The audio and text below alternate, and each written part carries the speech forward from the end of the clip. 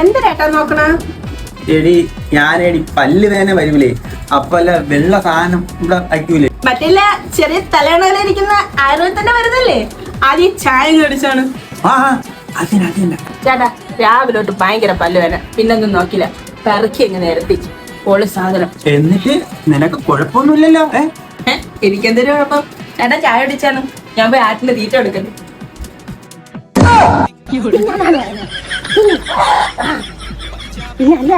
ഇതൊക്കെ ഇനി പൊതിയങ്ങനെ മാറിയാ. എടി എന്തരടി ചായയില് പുളിപ്പ്?